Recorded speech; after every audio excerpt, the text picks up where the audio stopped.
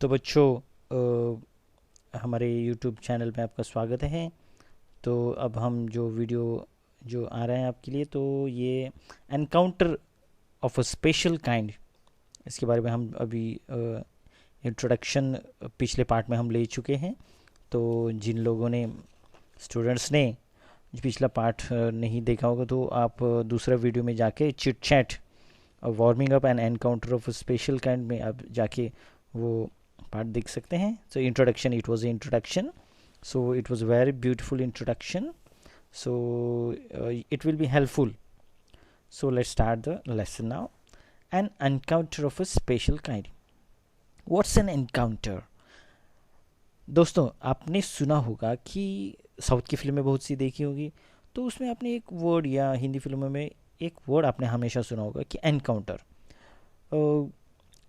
Mister so and so और inspector, this is an encounter specialist. या फिर आपने कहीं सुना होगा कि कुछ अ, ये गुंडा जो है तो एनकाउंटर में मारा गया, न्यूज़ में आप सुनते होंगे। सो ये एनकाउंटर जो है तो ये स्पेशल होता है। ये जो अपने पिछले पार्ट में जो देखे थे, ये बच्ची जो थी, ये कुत्ता जो टोकरे में उठाए कि उसका जान जो बचा रही है, तो फिर वो that was also an encounter of a special kind. So we are going to meet the enemy in the morning. तो ये हो सकता है कि कल हम एनिमी को सवेरे मिलेंगे। एनकाउंटर, विल एनकाउंटर मतलब मुलाकात होगी, भेंट होगी।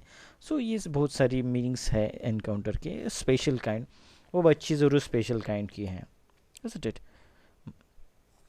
तो मुंबई में जो बाढ़ आई थी, तो उस टाइम पे भी एक बच्ची ने बहुत सारे बच्चों की जान बचाई थी। तो उसकी हाइट ज़्यादा थी, तो फिर उसके नाक तक पानी आने तक जितने बच्चों की, तकरीबन 20-22 बच्चों की जान उसने बचाई थी उस मुंबई की बाढ़ में। तो it is also an country of special kind. तो इन सब बच्चों को ना 26 जनवरी को महामहिम राष्ट्रपति के यहाँ तो ब्रेवरी अवार्ड्स दिए जाते हैं, ये तो आपको पता ही है। तो चलो, let's start our lesson. My father was a medical professional working for a private company in Raniganj in West Bengal. West Bengal का नाम सुना होगा आपने। तो वेस्ट बंगाल में रानीगंज में मेरे फादर जो है तो मेडिकल प्रोफेशनल थे। तो वेस्ट बंगाल का नाम सुनते आपके आंखों के सामने ये दुर्गा देवी की, दुर्गा माता की ये मूर्तियाँ आ रही होगी। नवरात्र का त्यौहार जो है वेस्ट बंगाल में बहुत ही अच्छी तरह से किया जाता है। मतलब एंजॉय करते हैं बच्चे लोग, बच्चे बूढ़े जवान सभी लोग नवरात्रि का उत्सव बहुत ही ज़बरदस्त तरीके से एंजॉय करते हैं। So the officers of the company were housed in individual bungalows inside a large campus. तो हम जहाँ तब जहाँ रहते थे, तो वहाँ पे बंगले थे हमारे, बहुत बड़े बंगले। एक कैंपस था बहुत सारा, उसके अंदर सब ऑफिसर्स के एक एक बंगले, बंगलों के अंदर छोटी सी कंपाउंड वॉल्स थी। तो ऐसे लाइन से एक सरीके जैसे बंगले थे, बहुत ज़बरदस्त बंगले। दो officers club was adjacent to the boundary wall of our garden. तो ऑफिसर लोगों का क्लब जो है, तो कुछ ऑफिसर्स अक्सर आया जाया करते थे, तो वो बगल में ही हमारे वॉल के, गार्डन के वॉल के बाजू में ही था। The compound was luxurious with green grass, colourful flowers and host of tall and majestic trees.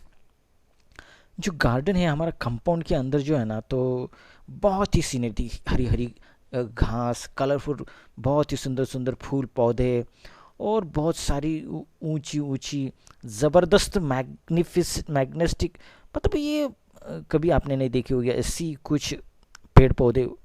बहुत ही सुंदर नज़ारा था, बहुत मुझे बहुत सुकून आता था वहाँ पे रहते हुए। The seasonal vegetables in the kitchen gardens of the house hold and the magnificent tree constantly attracted squirrels and many species of birds. A group of wranglers had even made their den in an अश्वत्था tree nearby.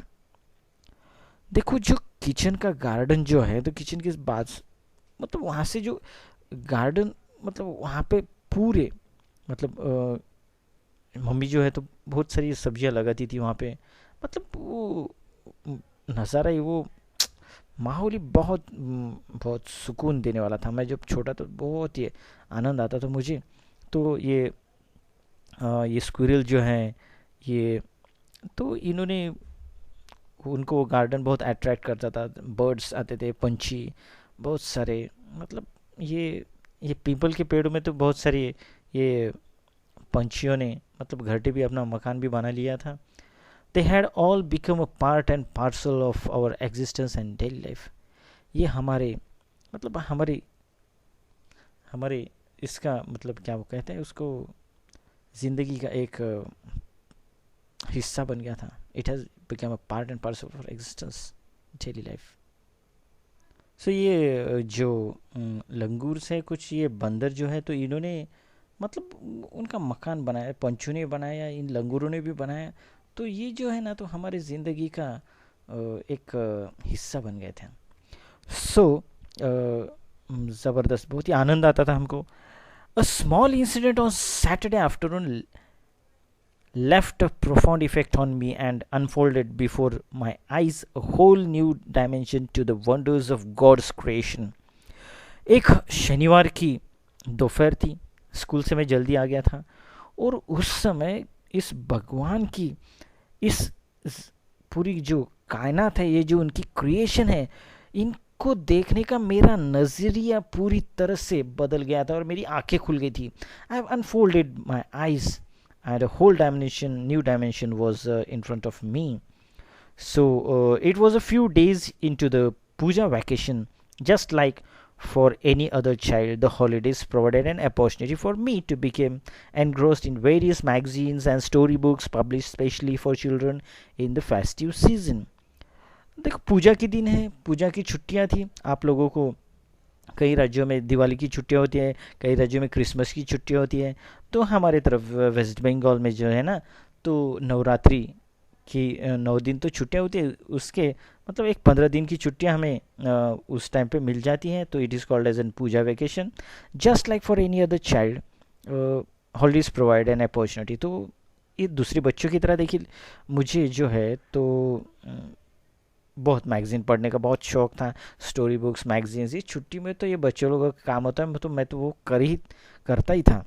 And बहुत आनंद आता था. मतलब ये खिड़कियों के बाहर में ये पंछियों की चहचहाट जो है तो ये सब तो मुझे बहुत उनका आनंद लेते हुए ये मैगज़ीन स्टोरी बुक्स जो है तो पढ़ने में बहुत ही मज़ा आता था. चलिए अब अगले पैराग्राफ की तरफ जाते हैं. आफ्टर अ हार्टी लंच, क्या होता देखो तो उस दिन, after a hearty lunch my parents and my younger sisters lay down for an afternoon nap and I settle down with a story book. दोपहर का वक्त था. दोपहर के वक्त मेरे माता पिता और ये मेरी छोटी बहन जो है तो ऐसे ही खाना खाने के बाद में लेटते हैं आप लोग, थोड़े 20-25 मिनट की नैप लेते हैं. And I settle down with a story book. मुझे तो बस स्टोरी बुक से ही लगाव था. ये तो मुझे उसका स्टोरी बुक्स का चस्का ही लगा था. तो the quite afternoon presented the perfect backdrop for reading an adventure story. जो साइलेंस है आफ्टरनून का, सैटरडे आफ्टरनून का, मतलब इतनी शांति होती थी.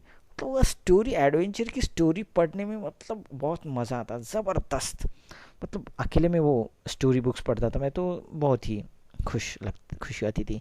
The silence was specially broken by the sound of my family snoring. ज़्यादा से ज़्यादा क्या होता था, मेरी मम्मी पापा जो स्नोरिंग करते, खर्राटे लगाते, उसका थोड़ा वो डिस्टर्बेंस होता था कभी कभी. The intermittent chirping of house sparrows. ये जो स्पैरो जो है तो हरदम जो है चर्पिंग करते, चू चू करते रहते हैं. तो उसमें वो क्रो का काउन भी इंट्रोड्यूस किया था. ये जो काइट जो होते हैं तो ये श्रिल साउंड, बहुत कर्कश आवाज़. ये जो पतंगे जो होते तो ये भी बहुत आवाज़ करते थे हरदम. ये ज़बरदस्त है. I became deeply observed in the book. तो मैं इस किताब में मशगूल था. उसी समय पे I suddenly heard a group of street dogs barking furiously in the street. I chose to ignore the commission, thinking that pack of dogs might have conquered a hapless pig. But soon the barking became louder and more aggressive, and alarm crowing of a flock of crows added to the cacophony. I also heard the disturbance approaching closer. और उसी समय किताब पढ़ते समय मुझे एक कुत्तों की बहुत ज़बरदस्त भौंक रहे थे. ऐसा लग रहा था कि किसी एक गरीब बेचारे ये पिग को मतलब ये सुअर को पकड़ लिया है, जकड़ लिया है, तो थोड़ी देर बाद क्या हो गया होगी, वो जो कुत्तों की भौंकने की आवाज़ जो है ना, तो मेरे घर के करीब आती हुई मुझे दिखाई दी। I heard that. एंड उसके बाद में अभी क्या होता है देखिए। तो बच्चों फिर आज के लिए बस इतना ही, फिर मिलेंगे आगे के वीडियो में। Thank you very much, keep watching.